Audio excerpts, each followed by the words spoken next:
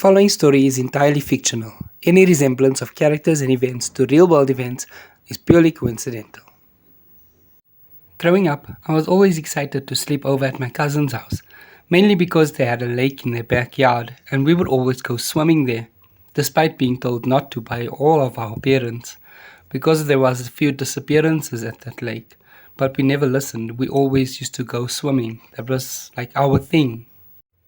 So one spring, we visited my cousin, and as always, we were really excited to go down to the lake and to swim. Now, although our parents forbade us from going to the lake, they knew that that's where we were still going anyway, and in a way, they kind of still allowed us to do it. But this time, things were different. Both my parents as well as my cousin's parents sat us down and told us to absolutely not go to the lake. Unfortunately, this time they were quite strict and quite adamant about us not going to the lake. We tried sneaking off several times throughout the day, but unfortunately they monitored us very closely and made sure we didn't get out of their sight.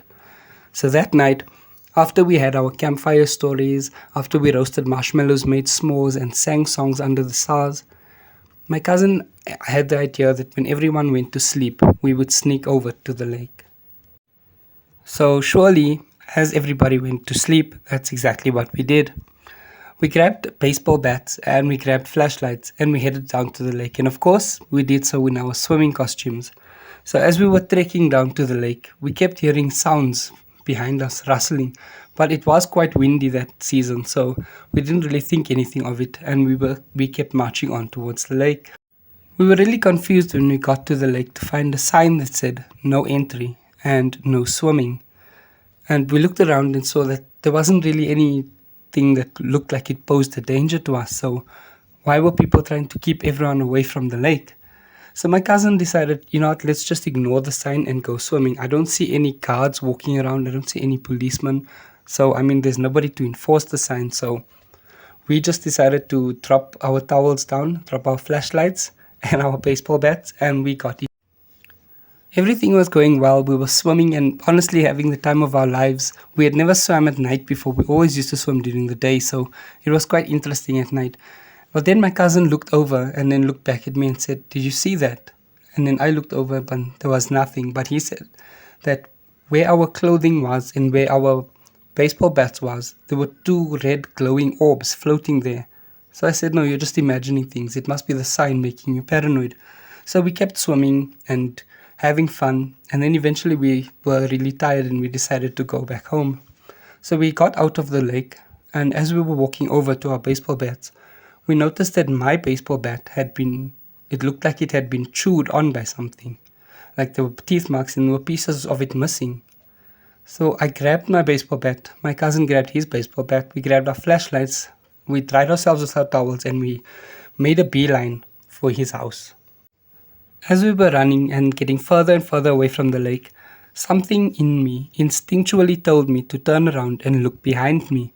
And that's when I did. I looked back in the lake's direction as I was running, and I also saw two floating orbs just standing there next to each other, almost like watching us. It didn't move closer or further, it just stood there as we ran further, just watching us. So as we got back to my cousin's house, we quickly changed our clothes and jumped into bed. Luckily, nobody noticed us and nobody noticed that we were gone. I shoved the baseball bat underneath the bed so that no one would find it, and we put the flashlights back in my cousin's wardrobe. And then we got into bed and we slept. But about an hour later, I woke up like something just instinctually told me, "Wake up." And I woke up and looked over, and my cousin wasn't in his bed. The covers were unfolded and there were footsteps leading out of his bed and out of his window, and they were wet.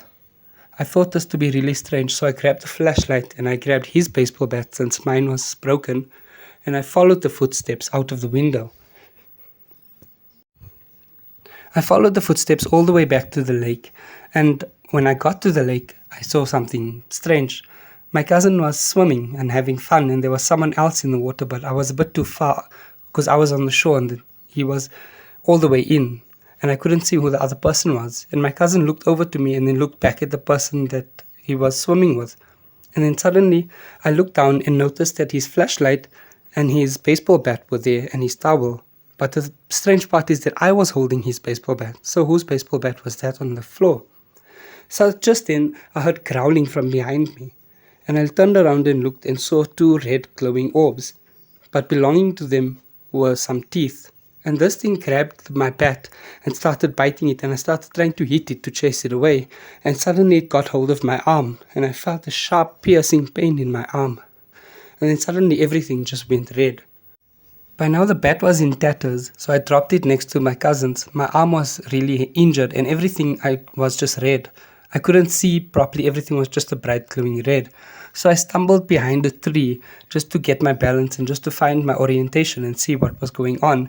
And I noticed my cousin and the person that he was with get out of the lake, grabbed baseball bat and as well as the broken baseball bat that I had, and they ran off into the woods. That's when I stumbled into the path to try and see if I could follow him or try and call out for my cousin, but all I could see was bright glowing red everywhere. And then that's when it looked like the person who was running next to my cousin turned around and looked back as they were running. And that's when I strangely realized it. I was reliving our experience of going to the lake and swimming. The red eyes that my cousin saw when he turned and looked out were mine. The red eyes that I saw when I turned around as I was running back to the house were mine. But then who was this person that was now running with my cousin? Was that me? Or was I me, standing by the lake, looking perplexed with an injured arm, not knowing my fate or what would happen to me next?